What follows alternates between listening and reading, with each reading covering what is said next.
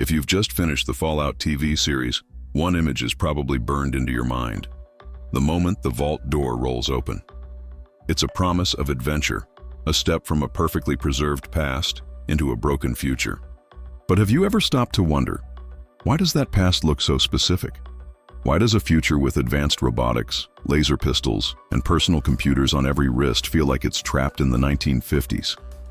Why the classic cars, the vintage music, the cheerful but naive advertising? This isn't just a random stylistic choice. It's the key to understanding the entire universe of Fallout. The world of Fallout didn't collapse in our 2077. It collapsed in the 2077 they imagined back in the atomic age. So, let's step back through that vault door for a moment. Forget the wasteland, and let's explore the incredible, optimistic, and ultimately doomed future they were trying to build.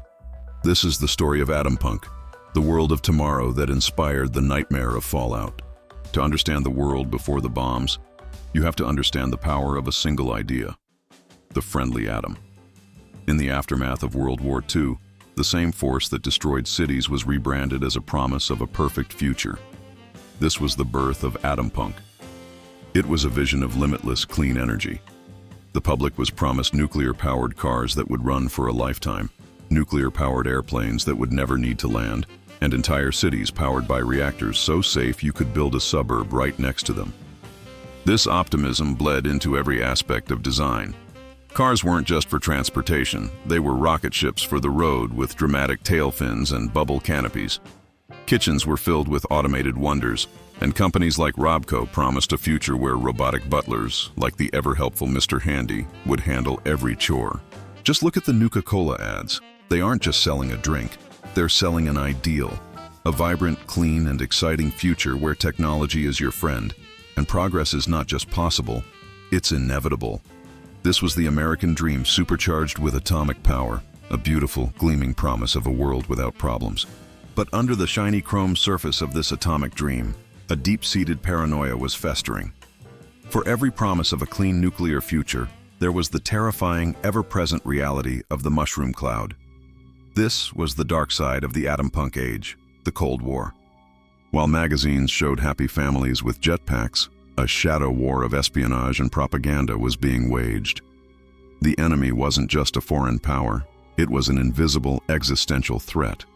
You could see it in the government posters warning of communist infiltration, in the redacted files of covert operations, and in the growing obsession with national security over personal freedom. The fear of sudden total annihilation permeated the very air they breathed. In schools, this fear took the shape of absurd duck-and-cover drills, a national ritual designed to create a sense of control over the uncontrollable, teaching children that a wooden desk could save them from nuclear fire. Public service announcements in a calm and friendly tone would detail the horrors of radioactive fallout, creating a jarring dissonance that became a hallmark of the era. This constant simmering anxiety created a new powerful market, the market of survival. And one corporation rose to dominate it, turning fear into profit like no other: Vault-Tec. Vault-Tec didn't just sell products, they sold salvation. Their ads, featuring the friendly, perpetually smiling Vault Boy, are masterpieces of psychological manipulation. He's not just a mascot, he's a promise that everything will be okay, a simple, cheerful icon designed to mask a terrifyingly complex reality.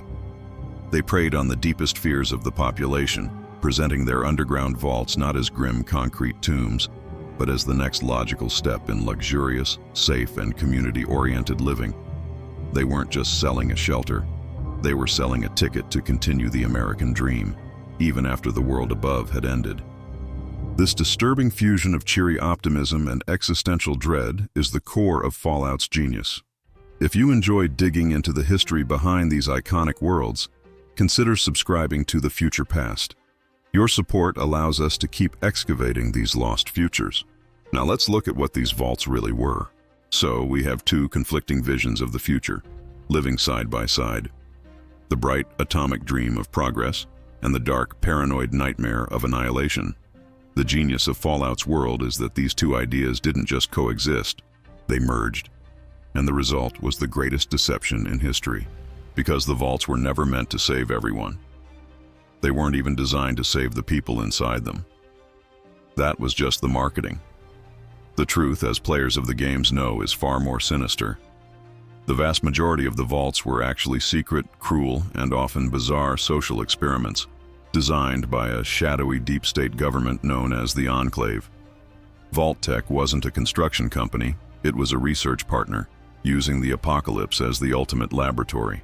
One vault might be filled with only one man and a crate of puppets.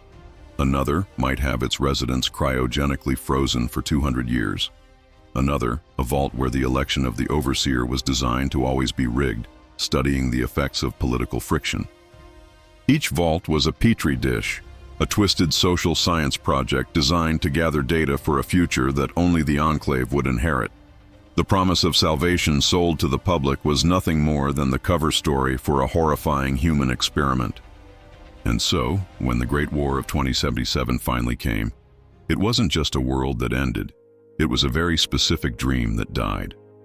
The world of Fallout is so fascinating because it presents a future with incredible technological achievements, sentient robots, fusion energy, advanced cybernetics, but with the social and cultural mindset of the 1950s. They never had a cultural revolution like our 1960s. They never had the cynicism of the 70s or the digital revolution of the 80s and 90s. Their society was trapped in amber, a perfect reflection of that post-war American optimism, right up until the moment the bombs fell. This is why the wasteland is filled with the ghosts of that era. The music, the architecture, the very ideals of the people frozen in time. They are all artifacts of a future that refused to grow up. The Atompunk dream was so powerful, so all-encompassing, that it couldn't adapt. It could only shatter.